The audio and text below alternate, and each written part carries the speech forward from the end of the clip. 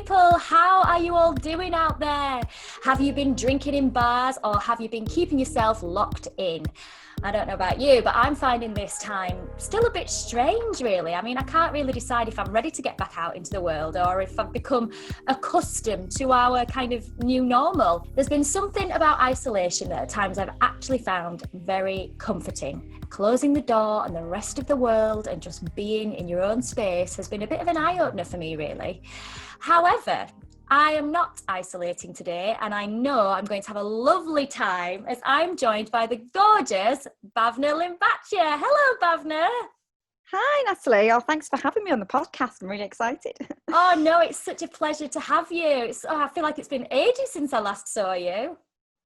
Yeah, it really has. It's so strange because it's just so nice to see a familiar face. I've only ever just seen Darren's face, so it's like quite refreshing to kind of interact with other people, apart from your Zoom quiz parties that you have.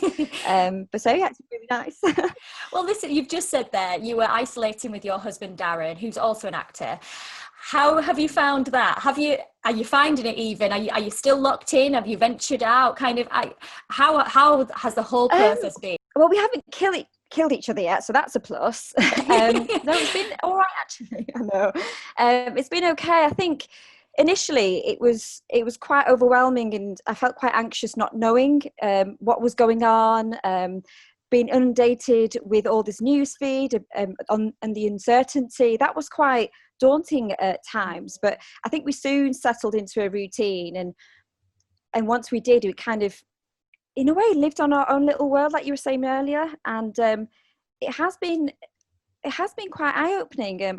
I've surprised myself. I've discovered new things that I enjoy doing. I have revisited old hobbies. I took up sign language. I've just completed my diploma in sign language, and I'm about to take my exam in level 1, which it's something I've always wanted to do, but I've never had the time to do it. And I've just really enjoyed it, and I think having structure to the day has really helped. And just kind of painting again. I haven't painted. I studied art, and I haven't painted for 12 years, so that was quite nice.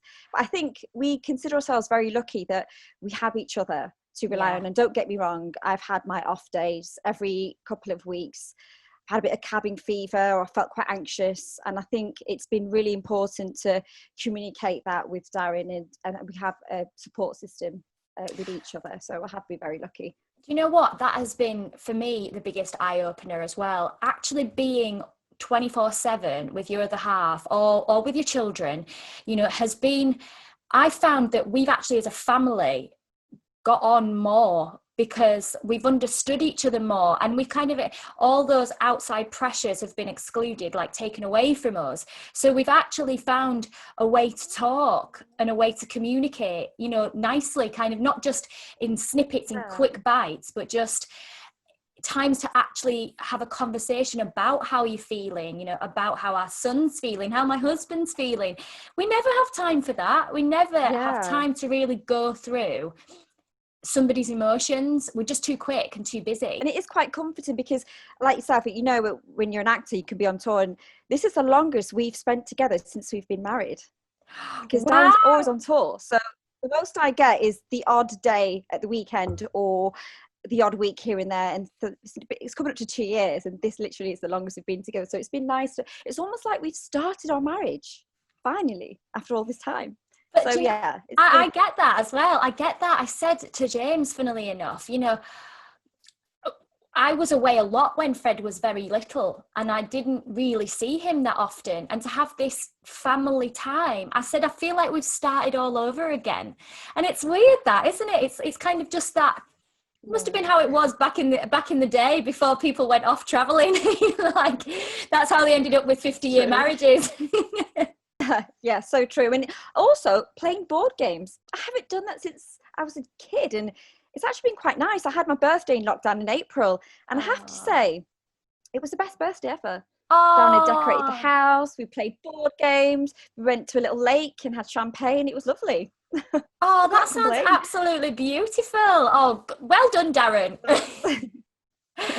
Now, most people would recognize you for playing for your amazing work on Coronation Street, you know, playing the trailblazing role of Rana, a character that we will discuss a little later on, and obviously the importance of all of her storylines. But you've actually been in the industry for so many years. I mean, you've been in Doctors, Citizen Khan, Casualty, BBC's Pramface, which I loved. However, this wasn't really the route that you'd originally intended, was it? I mean, you actually did your degree in costume design. Yeah, so I think I've always enjoyed acting, even as a child, but I I was scared, and I do come from quite a creative extended family. A lot of my family are graphic designers and fashion designers, so it was very natural for me to go into that field of work. Yeah. And what I did is I studied fashion. I did art, then studied fashion and photography, and then later went on and combined my two loves for the arts, performing arts and fashion, and then came up with costume. So yeah, I think I had many influences. And what I loved about exploring that was I could use the influences of my culture, because I'm coming from an Indian background, getting to wear these gorgeous elaborate saris and stuff. So I was very lucky in that sense, and it was definitely a great avenue. I'm so glad I did do that. It's almost like I did my B plan first. Yeah. So if the acting doesn't work out, I can always go back to costume. Well, yeah, because I mean, I was going to say, obviously you've explained then, there's a lot of culture in the designing side of things and the fashion side of things. And I mean, was it exploring that side of the culture, of your culture, that really kind of you wanted to take that further? And as you said, I suppose there's a little bit of fear that perhaps acting was, what was it? Was it a little bit more insecure, not secure enough, or just why did you decide actually to study? Yeah, I think it was a combination of a lot of things. If I'm being completely honest, with the acting, I was petrified. I thought, I was so young. I knew from a very young age. I was 4 years old, and I was this little dramatic kid that just wanted to be an actress. And the older I got, I think the fear started sinking in. And if I'm honest, it was one, I was dyslexic, so I thought it's something I wouldn't be able to ever tackle a script and text. Mm-hmm. And another was being from a single parent working class background. I felt like it was out of reach.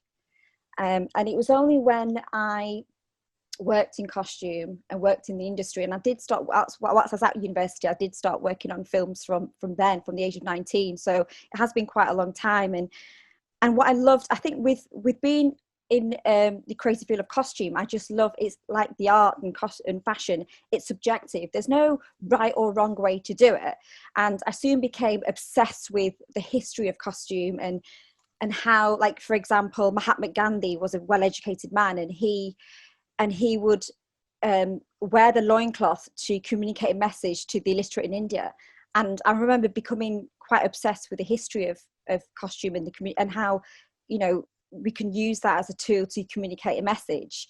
And then I became obsessed with the influences of, like, the embroidery and the Indian intricate details of costumes I wore. I think that's what made me go into sort of period costumes, and then that's how I ended up going into doing the degree in costume design and making corsets and, like, obsessed with the 17th century period costumes, and it started from there.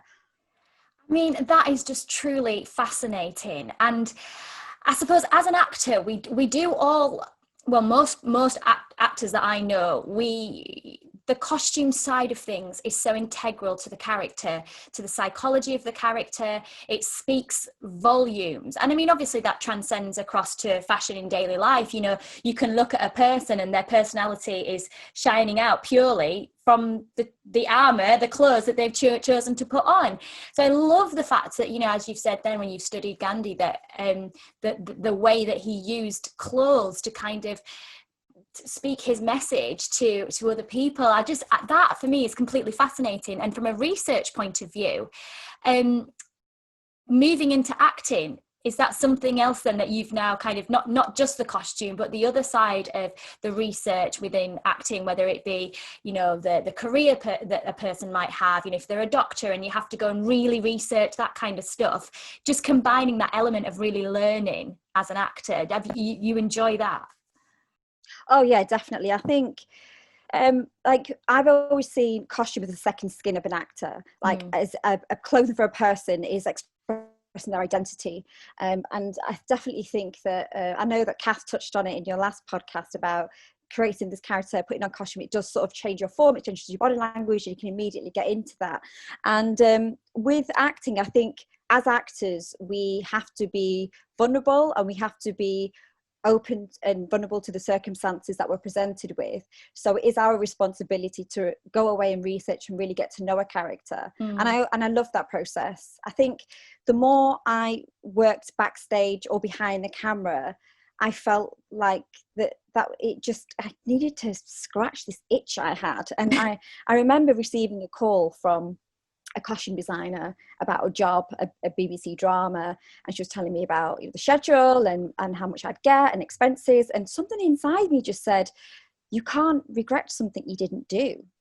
So I thought it just doesn't make sense. So I remember at the end of the conversation just politely saying, thank you, but no thank you. And I put the phone down. I got a 9 till 5. I to support fund my acting classes, and then got an agent and took it from there. And it was just plucking up the courage to do it.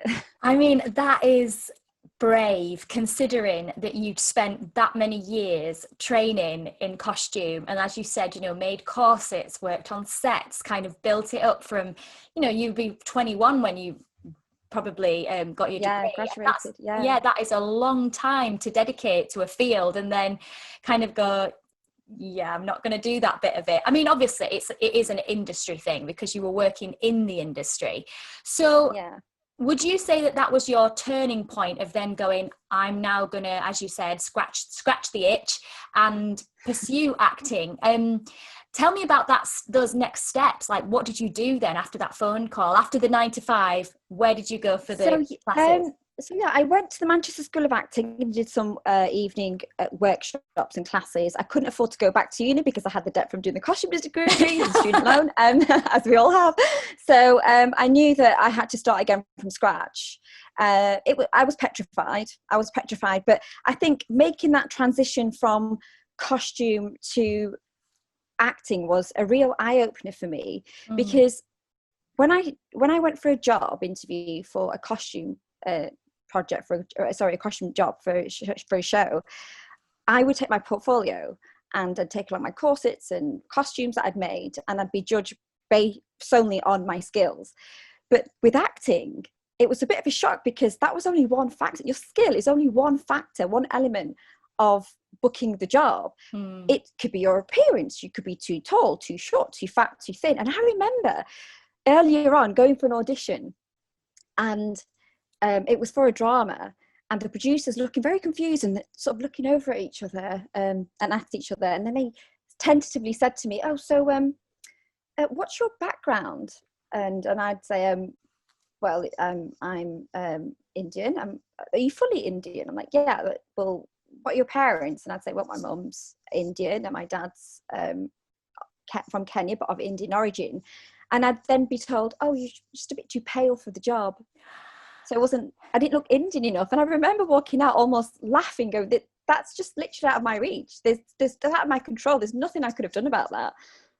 I mean, that's literally just brought me on to the next thing I wanted to talk to you about, was about your experience of diversity within the industry and your heritage. And you've just explained it there, that, you've clearly felt limited by your heritage. I mean, I have, in the sense that I've gone up for roles in period dramas and been too foreign looking. And it's kind of infuriating, because you train, don't you? You work hard, you know you can do a role, but then you're either put in a certain bracket of, well, you're the foreign person, or if you're northern, you're the maid. So it's I don't it's like, I was just wondering, and you've just kind of answered me there, of representation and diversity in the industry. I spoke to Bhavna Limbachia on my last series, and she'd explained some of the things that she'd come up against, and the fact that she was never almost able to go for those leading lady jobs. Have you found that as well? Yeah, absolutely. I think earlier on, it was a hard pill to swallow, to know that, you know, coming from a costume background, I would never be cast back then in a period drama and be able to wear these beautiful costumes and period costumes and corsets that I would once make. So that was difficult. And like you said, like Shobna was saying, it's we weren't going to be ever cast as, in a period drama or as the lead. And I did find that difficult, like I said, making that transition, being already working in the industry and then being judged on my look. And something that really came up was not only just being Indian, is what part of India my family were from. And I was referred to as a Guji. As soon as I started acting, I was a Guji, and I was like, what's a Guji? Like, oh, you're Gujarati, aren't you? You can tell by your name, you're a Gujarati. And I used to find that I was really confused by that. I thought, I'm just an actress, and I'm proud of my heritage, and I'm proud of being British. But I think with diversity, the problem within the industry we still do have is that the problem starts at the top with the producers and the writers. If there isn't enough diversity at that level, how is it then going to be filtered down? And how a BAME actor is going to have this opportunity and tell these stories? We have a lot of stories to tell, and we are just as talented, surprisingly. It's almost like we were sort of, I think, but in a way, on the flip side, I do believe that things are changing, and thankfully colourblind casting is becoming more normalised and apparent now. And I think there was a time, but there are times when you want to fight against that, but you also want to be represented. So it's almost like you have to find a balance and not be pigeonholed, but have that representation. And I think that is an internal struggle that a lot of ethnic actors do feel. I remember doing a job, booking a drama, a police drama, and the character had a very generic name. It was like Jane or Carol or something, I can't remember. But when I booked the job, a producer called me and said, do you mind if we change the name of the character to suit you? And I was like, okay. And it was earlier on in my acting career, so I was like, okay, that's fine. And then a few weeks later, I went down to London for a costume fitting, and I remember putting this police uniform on, and the bulletproof vest, and the handcuffs and the baton, and feeling really powerful and ready to take on the job, and feeling really confident. And I remember the costume designer turning around and going, oh, 1 minute, and just popped a hijab on my head with a police hat on top. And I was just shocked that, oh, okay, this wasn't discussed with me, and now this character's Muslim. Okay. Yeah. And then as we went on filming each episode, they added prayer scenes in there of me in my uniform praying. Now, although I guess it was a powerful image of representation, it was irrelevant to the script. It was unnecessary. And also, that's a huge part of your development for the character. That is a huge thing. Like, that would change so many things, the choices that you might make as an actor. If you know that your background or your religion is Muslim, then that is going to really alter the way that you play a certain character, because you've got the character will have certain beliefs and certain things that will be more important to them than maybe the next person. So to do that kind of just without discussing it with you, or just as, I find that really uncomfortable. I found that really uncomfortable that you weren't able and given the chance to kind of really explore that character and that character's background fully before just being told, almost like, oh, well, we've decided this now. Yeah, it was difficult. And if I'm honest, I lost my confidence in that job, and I don't feel like I did my best. Now looking back, I just wish I was brave enough to say no. Yeah. Because that's the only power I had. And I was too scared because I was so new to acting. And I'd started obviously later on in life. So yeah, in hindsight, I wish I did speak up. But I think now people are speaking up, and that is really important as well. It's very important. I literally just spoke about this not long ago on somebody else's podcast about how as actors we're conditioned to almost be disposable. And we feel like, you don't want to do it, well, we'll replace you then. And it's funny, I watched Judy, the film, and I was late to the party. I watched Judy. I haven't seen it. Oh, it's brilliant. But it really explores how Judy Garland's childhood and her kind of the nurturing through the studio process affected her long-term mental health, and how she was, conditioned into believing that no matter what, you get on set and you do it and you don't speak out. And, you know, there's some quite uncomfortable scenes in there with Louis B. Mayer, who was the studio boss, and she was a 15-year-old girl, and they made it very telling that if she didn't toe the line, she'd be replaced by Shirley Temple or something. And I think, and that was happening back in the 30s. And I think that's continued to happen for a very long time, all through, right up until now, actually, right up until this very modern era, that as actors, we are conditioned to being, you just get on with it and you don't speak out, because if you do, well, you'll lose your job. And I expect that's even harder as well. You know, if you're from a different background or an ethnic minority and you're really uncomfortable with something, it's hard enough to get to the table at times. So to then speak up is, you're kind of putting yourself really on the line. And do you know what I mean? It kind of becomes a catch-22 vicious circle almost. What do you do? But I do think moving forward, I'm really pleased to see so many conversations happening around diversity in the industry, and around, you know, the BBC just said this week that they're dedicating £100 million to funding for diverse creativity. And I think that's brilliant. For me personally, we need to hear and see people. I think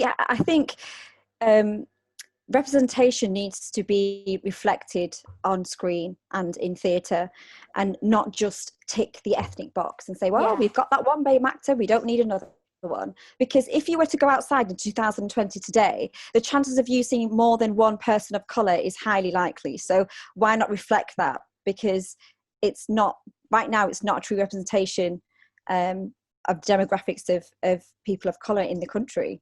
This is a multicultural country, and it should be reflected in the industry.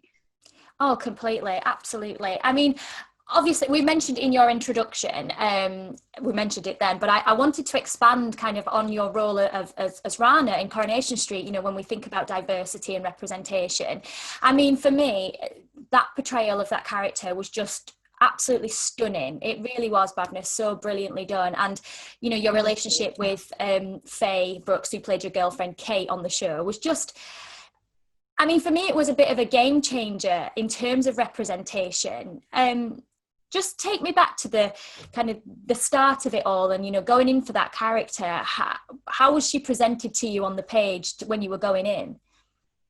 She was the complete opposite. So Rana, they bought Rana, me as Rana, the character who was this vivacious man-eater, party girl, rebellious Muslim. Her religion wasn't necessarily a big thing to her, and I remember a few months in, I felt like the character didn't really have much depth, and so I requested to have a meeting with the producers just to ask, and I wanted to go in to the meeting with solutions as to problems, because I didn't quite understand her, because I think they had different ideas. When I originally auditioned for Rana, they had different ideas about the character, and then halfway through they decided to switch it. So I was playing the character another way, like one way where I had this agenda where she was hiding something. Then they decided to scrap that idea and say, actually, she gets with Zidane and falls in love, but is still this party girl who just wants to get him into bed. So I think there was a transitional period when I did join from Stuart Blackburn to Kate Oates. So in that time of having those meetings, I then met Kate Oates, and if I'm honest, she was a godsend, and she was a breath of fresh air, and she was willing to take a risk with me. So she actually approached me with the idea of threw a curveball actually and said, how do you feel about Rana being gay? And it's the last thing I expected her to say. I was like, what? She would flirt with a pen if she could. What? She would eat everyone alive. So for me, I think my main request was, we have to play this out in real time. She can't just wake up one day and go, oh, I think I'm gay, because that's not how it works. We have to play the truth of it and play it out in real time. And that's what we did. I've been in a similar situation to you with Kate, in the sense that when I was at Emmerdale, you know, she threw me a huge curveball with my final storyline. And you do feel a certain responsibility and a privilege that you're trusted with those kind of storylines. And, you know, because Were you nervous at all of taking that on? Because, you know, people do often confuse you with your character when you've lived and worked in a soap. People often go, they'll address you as the character's name, they think it's you.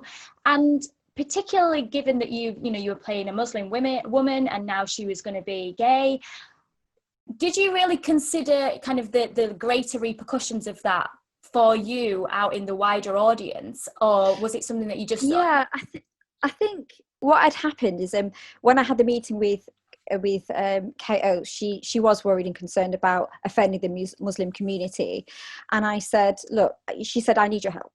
So off I went. I did a lot of research. I discovered loads of forums about marriage and convenience, and that's where the dance storyline came up with the whole restaurant and speed dial. I felt like it was important to educate myself because I was so unaware of the struggles of the LGBTQ plus community go through. And I remember through doing all the research and sending it all to KO, I said, look, we have to play the truth of this issue. If we play the truth, no one can argue with the truth. So that was the direction we took it in. And I'm glad we did, because so much has come out of it and we raised so much awareness. And I really think that as an actor, you do have a sense of responsibility, and it didn't sit right with my moral compass to sit back and do nothing and say, well, this is just my job and I can go home and switch off. The more I researched, the more I realised just how serious it is, how suicidal people can be, how it affects their mental health.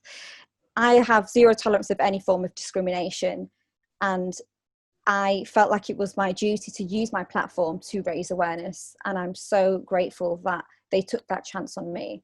And it was tough, it was hard, emotionally draining at times. It wasn't something I could just, after they said cut, I could just switch off, because I would just sometimes go behind the set and just bawl my eyes out, because I knew I was playing someone else's truth. This is reality for some people. This is a living nightmare for people, feeling depressed and trapped and bullied and, you know, just isolated by their own family. So yeah, I think it was really important, and I'm so glad I did go out of my way to educate myself and raise awareness.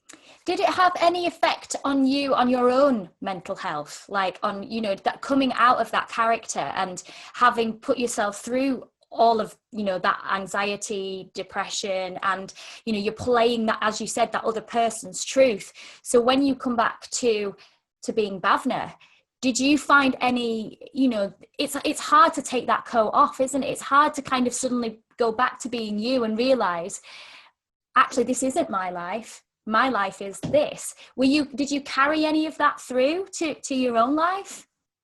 Yeah, it was difficult, because I did actually get quite ill from it at one point, because I mean, I was stressed out in my personal life anyway. I was getting married, buying a house, heavily in storyline, crying on set every day, all day. So I did feel like it did affect me, because your body doesn't know when it's acting. If you're crying, they are real tears. And so my body started retaliating and producing a lot of acid, because my body was stressed. And I actually ended up in hospital and had to have a week off work, because I was exhausted physically, mentally, emotionally. But I could not, and I wish I could fake it, but I'm just not one of them actors that can. And sometimes I had to physically remove myself from certain situations and have time out to recover, because it was such an important storyline. And I think it made me, as an actor, it made me grow and have the utmost respect for the art.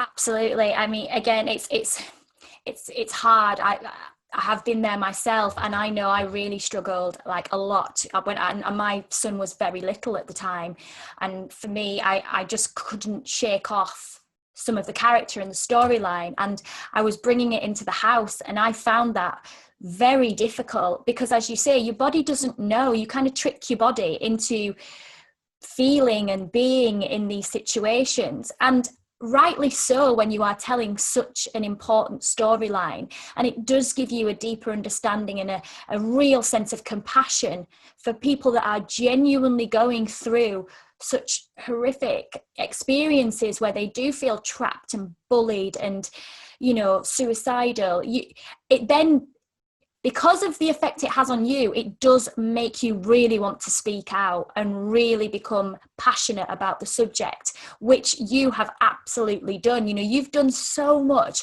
for the LGBTQ community, for like you and Faye together, and particularly for the Muslim members of that community.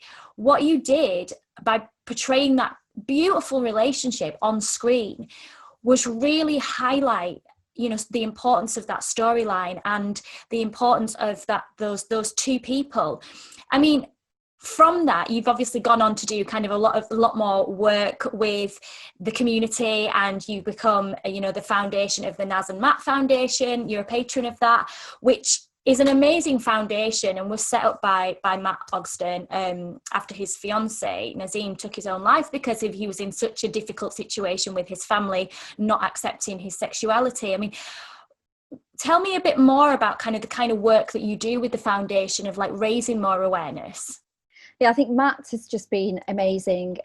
He has helped. A lot of people have approached him about the difficulties in sexuality, you know, the difficulties in their sexuality that they're having, and from Coronation, from watching the show, and I felt, and you know, being aware of the Naz and Matt's Foundation, because I felt like that was really important to. When I read their story, I just was. It really hit me hard. And I thought, I can't sit back and not do something about this. These people are frightened. They need a voice. We can't lose any more lives. So I was so relieved to find the Naz and Matt's and discover the Naz and Matt Foundation. And Matt does do a lot of workshops around and around schools and colleges, and a lot of talks and presentation. And it is about educating people. And their main focus is to tackle homophobia triggered by religion and help parents support their children. And a lot of it is, especially within the Asian community, is they find it difficult to accept their children because they don't understand it. They don't understand what it means to be gay. And because they don't understand it, they dismiss it. They neglect, they disown their children. And it's awful. And what I love about the foundation is they are raising awareness. And they've also got the Out and Proud Parents' Day on the 30th of July that they host every year now. And that gives an opportunity for parents to talk about their experiences. And also Matt's developed a book as well to help people and parents. And we're also in talks of maybe putting leaflets around communities, especially the Asian communities, into mosques, into temples, into doctors' surgeries, and translating all the information in Punjabi, in Urdu, in Gujarati, so people have that information and have access to that information and understand it, to know that there is help out there. Because I think educating these people is key, because they're afraid of it. They're afraid of the unknown. That's what it is. I absolutely agree with you, and I think education is key in all areas of discrimination. I mean, stories need to be told for people to learn lessons, for people to understand, for people to have compassion, for people to have heart and be open-minded. And you know, I think we're seeing that across the world now more than ever, obviously, you know, kind of reignited with the Black Lives Matter movement after the murder of George Floyd. And I have been worried that, you know, those conversations will start to, you know, teeter out, and that we won't keep the conversation going. And it's really important that we do. It's so important that we do, you know, even if it's weeks down the line, just keep it going, because it's the only way that we will make real change, is if we get it into the mainstream and keep having these chats. Do you agree? Oh, absolutely. I think it's extremely important we keep the conversations open and going. I've had to go away and educate myself. There are so many things during this movement I have discovered, and I'm quite sickened by. I mean, the last human zoo in Brussels closed in 1958. Some of those young children who visited those human zoos are still alive now. I mean, I remember seeing something I posted yesterday. Women in America who are in imprisonment black women have been, I guess they haven't been forced, but they've been pushed to be sterilized because the government don't want to pay for the offspring. It's like, if you're going to give up on them, right, they're never going to really have a second chance if this is given, if people just give up on them. And it's a form of suppression, and that needs to stop, because this really did resonate with me. I will never understand the extreme of what the African Americans go through on a daily basis and how severe it is. But racism, systemic racism, is still live and kicking today, especially in the industry. And now this is a really hard thing for me to say because I've never said it before. I've never really talked about it. Even when I've experienced it, I have avoided doing interviews or podcasts because I was too scared to speak out. And I think now is the time. I've had and been faced with limitations because I'm a woman of colour. And it's so empowering now to see people coming forward in the industry and speaking up about their experiences. And I hope it continues and inspires other people, because the racism I've experienced myself has broken me at times. Yeah, it really has. And I remember being rushed onto set for a job, and I remember saying, I'm not in this scene. I don't understand. Why am I being rushed onto set? They took me to the studio. The runner took me to the studio, rushed me, panicked the makeup artist, get me out the chair, only to realise that they'd got the wrong BAME actress, or my costume would be in the other BAME actress's room, or I would be giving her scripts. I never once got an apology, and that was quite harsh. And I don't think people purposely mean to be rude or racist or ignorant. It is just ignorance. And even on set, I've had times where I've experienced things, and it is just conversation. It's in conversations with cast members. You know, we could be talking about, I don't know, body hair. And I remember one actress saying to me, "Oh, I'm surprised you can see the hairs on your arms because your skin's so dark." And I don't think people necessarily mean to be rude, but it is ignorant. And there were times when I'd have people saying, "Oh, well, you're only going to award ceremonies because you're skinny and pretty," being completely unaware of how privileged they are. And I've had to work 10 times harder just to be not even 100%, but just be 80% equal to them. And they have the privilege of walking to their pigeonholes, picking up their scripts and going on set. I would stay up till 5 o'clock in the morning doing research to try and do justice to my storyline, to try and prove that this is, you know, you've given me this opportunity, I'm going to take it. If it means me working 10 times harder, so be it. And it was really hard at times, because it's almost like you took a step forward and 10 steps back, and you were always reminded that you were different. For example, there were times when myself and other BAME actors on a show wouldn't be chosen to be on front covers of certain magazines, and that was hard because we didn't understand why at the time. We knew what it was, but we didn't want to accept that actually they don't want Asian people on the cover of their magazines. They don't sell as much as if you were to have a Caucasian person. And that was hard. And I think what was disheartening was knowing that no one stood up for us. No one said, "Oh, well, you've used that actress or those handful of actresses 3 times on the cover. I have a BAME actress who is heavily in storyline, is popular. Why can't we use them?" And what that did is it does affect your mental health, because you feel like you're not good enough. You feel you're not worthy of them. You are made to feel like you're not equal. And if I'm being completely honest, this is the very first time I'm saying this publicly, there are times when I'd go to bed and cry myself to sleep because I wasn't worthy of that. I felt like I wasn't. And I felt like I was being punished for the colour of my skin. And that was really a hard pill to swallow. And that's why I think it's so important to have these conversations, to have these uncomfortable conversations, because we have spent far too long being made to feel uncomfortable. And things changed for me when I realised this isn't a fight. I don't have to, or should not have to, fight for my space in the industry or fight to be equal. This is my absolute right to be here. I started seeing that it wasn't a fight, it was my right to be here. I am so proud of my heritage, but I'm also very proud of being British. I laugh and cry to bleed and bleed the same way. So to be made to feel different felt quite isolating at times. I completely understand all of what you just said, Bhavna. And, you know, you see people have flippant conversations, and you know, and things that get said kind of, they're hurtful, and they do, you know, cut deeply, and then you kind of laugh it off because you want to just be part of the conversation, and you don't want to be deemed difficult or make a problem because it took you twice as long to get there in the first place. I mean, I remembered when I was doing the Royal, and my very first block there was televised, and I remember somebody putting on a forum that I shouldn't be playing the role that I was playing, because I was playing the role of a British nurse. And he said, this person said, oh no, she's Ghanaian, she's from Ghana, she must be, the colour of her skin, she must be. And I remember from that moment onward thinking, I was too tanned for that role, and I shouldn't be playing it because it was the 1960s, and that just wasn't right. So I kept having this bit of a chip on my shoulder that I didn't deserve to be there.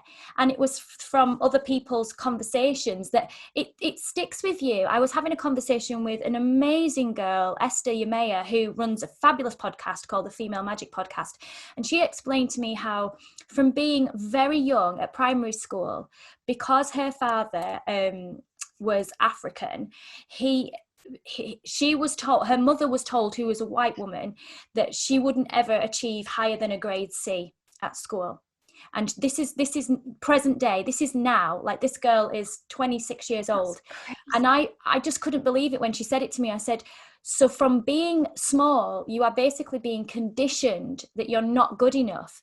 You're not good enough. So is it any wonder that people have mental health problems, that they get upset, that they feel limited? Because, and then there is a fight, because you are working twice as hard to prove yourself, to educate yourself, to be the best, to go home, like you say, and work on your scripts till 5 o'clock in the morning. And for Esther, you know, she went and she's made this incredible business, and she's used those kind of conversations that her mum had to really drive her, got a degree, she's a journalist. And because you feel like you constantly have to prove yourself and prove that you're worth it and prove to have your place, whereas you say it's your right to have that place. You deserve that place. You've every right to be there. And I'm wondering, after what you just kind of said, I'm wondering if within equity, you've obviously got an equity dep on most jobs. I think that should be, you know, have a BAME representative as well. Yes, I did actually discuss that recently with a friend of mine who still works on a show, and I said, look, there has to be a voice, because sometimes when you are trying to express something and a non-BAME actor doesn't quite understand, because they don't understand, they can be quite dismissive. So it is very important to have that representation. We shouldn't have to, but unfortunately that's the way it is. That's the only way we can move forward, is to be equally represented. Not just with acting, it's with journalism. We're conditioned to think a certain way because of what we see in the press. So even with journalism, or even with fashion, we need to up our game. We need to represent equally, because otherwise nothing's going to change. Well, that's it. Nothing's going to change. And, you know, you get used to kind of, I've talked about this on the podcast before, of representation in the media, of people of different ethnic minorities, or just in general, anybody, whether it's body shape, size as well. I find it so hard when I'm putting editorial together for the Capsule. I find it really hard to often get anything, any imagery that doesn't contain a Caucasian white woman. If I'm looking for anything else, it could be, I just want to, you know, the topic of anything. It could be well-being. It could be anything. Every image that's presented to me is predominantly a white woman, either doing yoga or whatever. And I'm like, what? There's not only white women that do, you know, whether it's yoga, whatever, just normal life. Where are all the other people, and where are all the other photographs, and where's all the different representation? If I'm ever doing a beauty piece, I'll often look for different women. And I think there's only ever been one time where I've seen a woman of colour, or a woman wearing a hijab, even just as a Muslim woman. I've never seen, in terms of the beauty diversity and the representation, what I go on and I look for pictures, very few. And we have to change that. We have to be accessible all across the board, so that when I'm going to pick a picture there's so many different faces that I can pick, not just one particular type of woman. Yeah, and it shouldn't have to even be an issue, or you shouldn't have to make a conscious effort to find that. It should be there.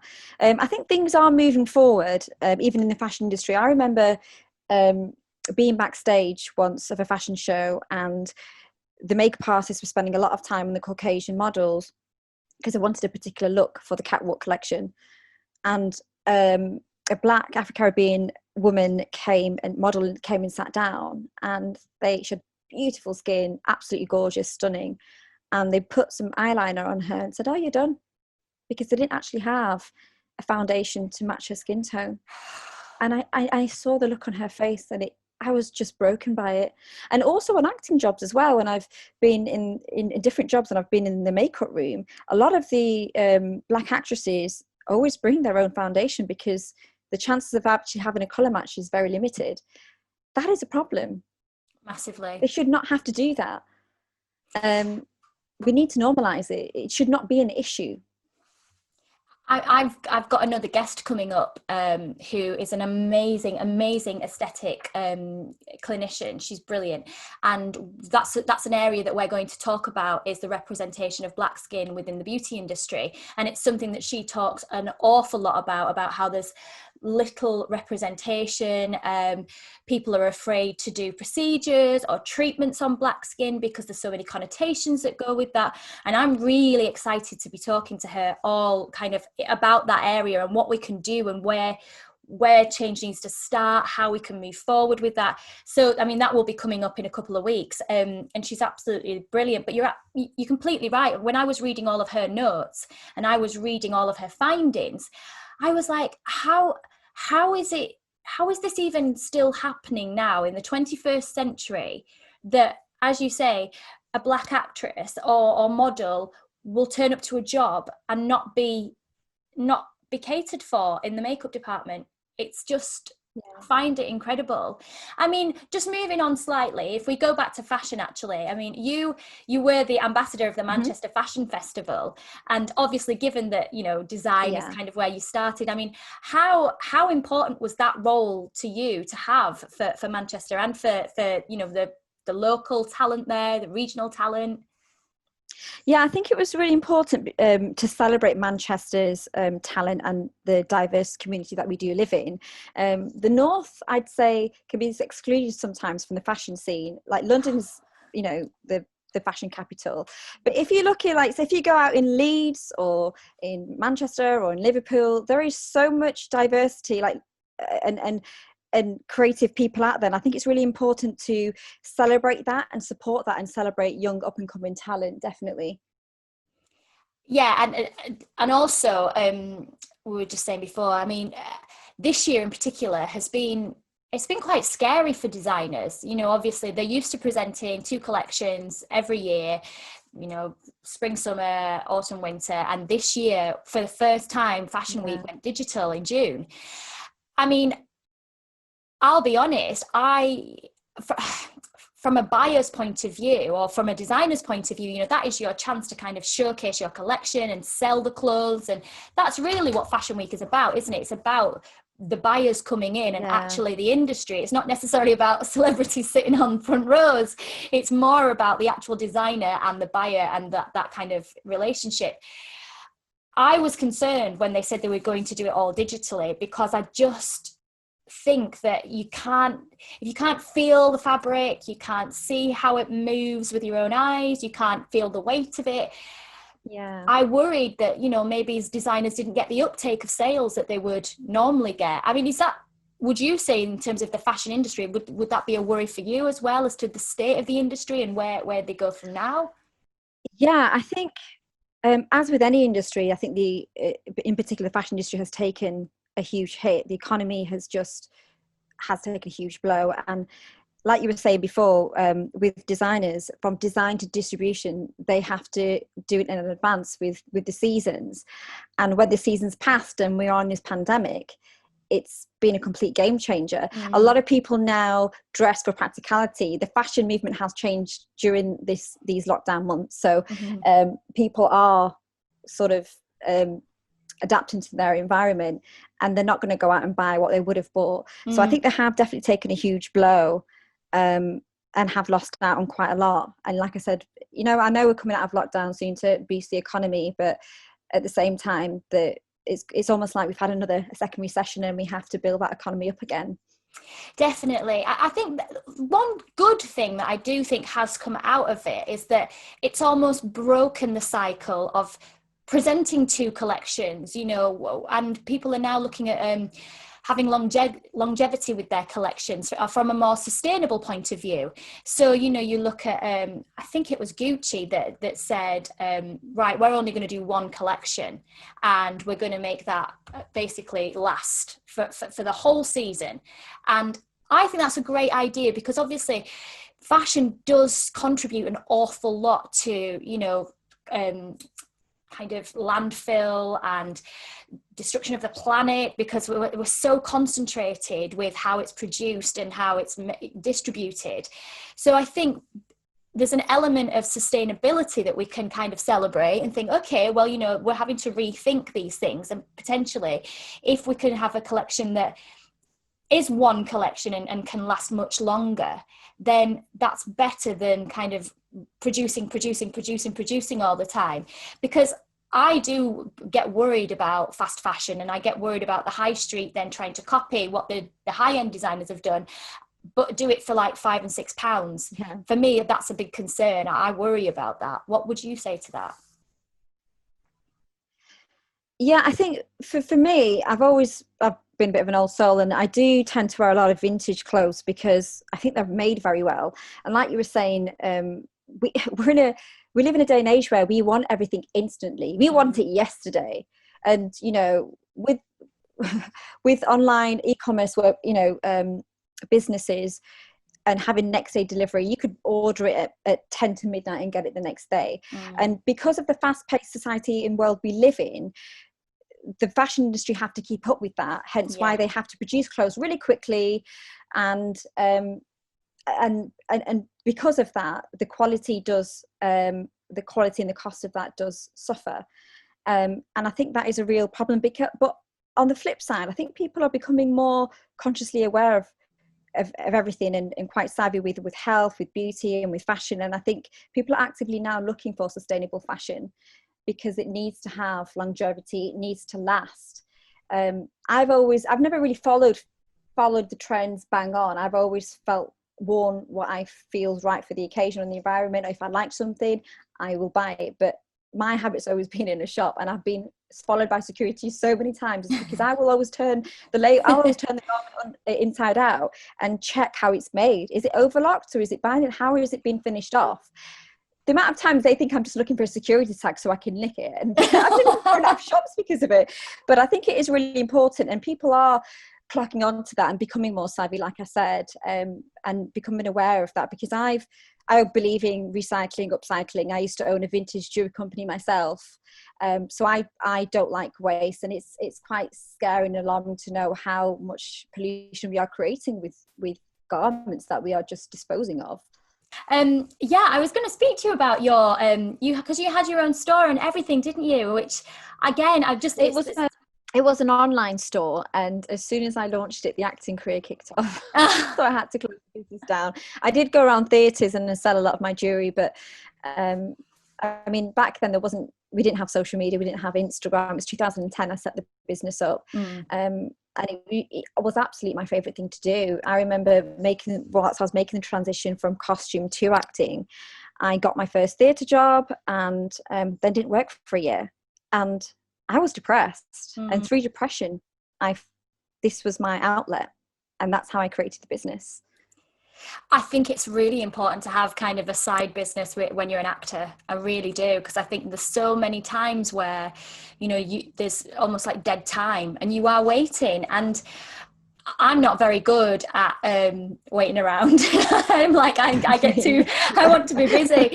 So I've always said to young actors in particular, you know, always have that second career, that side kind of outlet. And Yeah, it's definitely have. You need to divert your attention to something else, otherwise you become obsessed with working.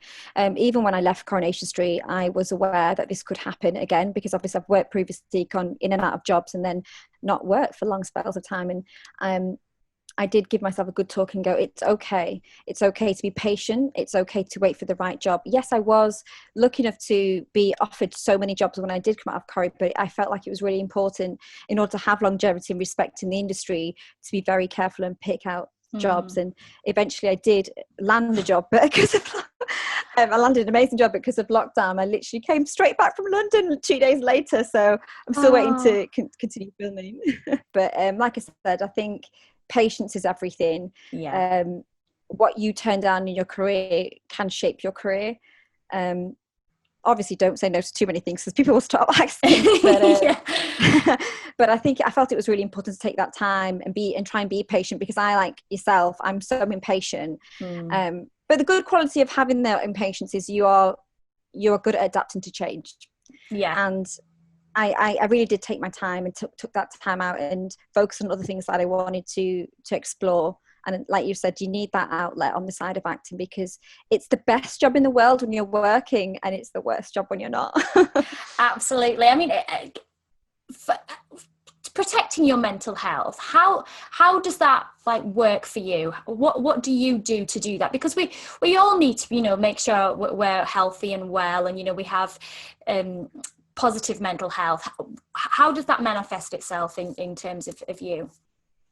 I think I've had to not be so hard on myself, but at the same time find the balance of discipline, give myself purpose every day. So I remember saying this to one of my friends, and it has worked for me for 10 years now. Every night before I go to bed, I make a list on my phone, on my notes, about all the things I want to achieve the next day. So when I do wake up in the morning and I'm not in work, I don't feel lost, and I have purpose for the day. And then I just work through my list. It's really important. And also it's really important to communicate when you are feeling down, when you are in a dark place. Because 2010, I did go through, when I didn't work for a year, and it was such a shock to me, coming out of leaving my career in costume to then make the transition to acting, and then landing a job, landing a lead in a show, and then not working again. And it was difficult to pick that up and digest it in a way. So because I have experienced that before, I felt stronger this time round. And it's all about preparing for it, but not being so hard on yourself. Even during lockdown, I know what I'm like, and I get bored easily, and when I'm bored I get upset. I'll create a problem that isn't there. So for me, it was about giving order and purpose to my daily routine, and that's really helped. Studying sign language has really helped me. It's something I absolutely love and enjoy. It's so hard. I didn't realize there's different accents and dialects as well, so you different hand gestures. So it's a lot more complex than I thought. But it really has given me focus and drive, and I think that's key. But also, if there are days when I didn't want to do it, I didn't. I sat there and watched Netflix all day, and that's also okay. And it is, I think, balance is key. Be good to yourself, be good to your insides, be good to your well-being, and because you can't see every task as a punishment. You're there to grow as a person, and it's okay to have off days. And I think to communicate that is key. Oh, absolutely. Oh, Bhavna, it's been an absolute pleasure to talk to you today. So thank you so much for joining me. Thank you for having me, and thank you for giving me this opportunity to talk about these things, because it is something I've been scared to talk about, and I'm just so glad I got to do it with someone I feel really comfortable with. So thank you. Oh, thank you. No, that really means a lot to me. I really appreciate it. It's been an absolute pleasure to have you with me and to chat to you. I mean, I know we've only just scratched the surface. There's so much more we could have talked about. So maybe we'll catch up definitely another time, because it would be amazing to see definitely. You again. Also, thank you guys to you at home for tuning in.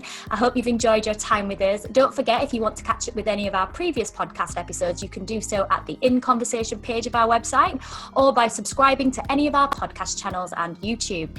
Don't forget to leave us your rates and reviews, as we love hearing your feedback. And as ever, if you're in need of a fashion and beauty fix, you can also check out our regular fashion, wellbeing and lifestyle content at www.thecapsule.co.uk or by visiting our Instagram page. I will be back next week with another very special guest, but all that's left for us today is to say goodbye. And so it's goodbye from Bhavna. Bye. Thanks for having me. Oh, thank you. And goodbye from me.